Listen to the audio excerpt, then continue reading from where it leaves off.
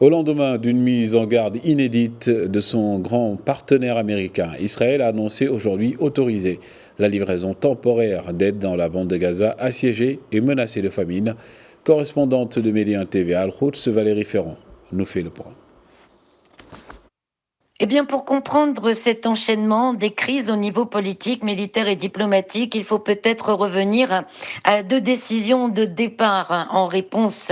à l'opération Tofan el-Aqsa, à savoir un siège total imposé aux Palestiniens de la bande de Gaza et la carte blanche donnée à l'armée pour agir à sa guise, puisqu'elle était censée être dans une guerre contre le terrorisme. 6 mois plus tard, la situation dans la bande de Gaza est telle que la rapporteuse des Nations Unies, Francesca Albanese,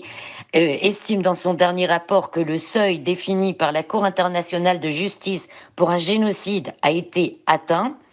Parallèlement, le Hamas est toujours présent, militairement et politiquement, et il y a toujours plus de 100 Israéliens capturés le 7 octobre qui n'ont pas été libérés, alors que des dizaines d'autres ont été tués par les bombardements de leur propre armée. Ceci fait donc monter la colère des Israéliens, en particulier des familles des prisonniers, et les manifestations deviennent de plus en plus violentes, avec de plus en plus d'exigences d'un départ immédiat de Benjamin Netanyahou. Et c'est dans ce contexte que le ministre de la Défense, Benny Gantz, a appelé hier à des élections anticipées. On sait que Benjamin Netanyahou ne veut pas en entendre parler.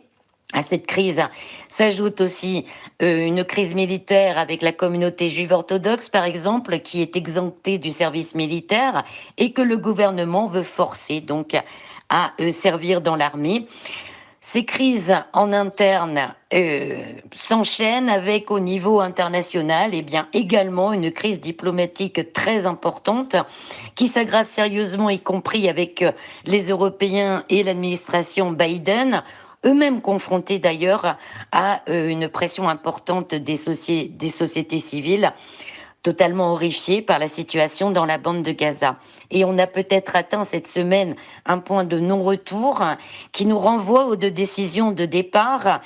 avec la mort de 7 employés de l'association World Kitchen Center, dont un Australien, un Polonais et un Américano-Canadien.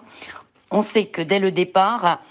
l'armée israélienne a pris pour cible les employés des agences des Nations Unies et des grandes organisations humanitaires. Mais cette fois, il s'agit d'une association qui travaillait directement avec l'armée israélienne et dont les employés ont été atteints par plusieurs missiles sur leur voiture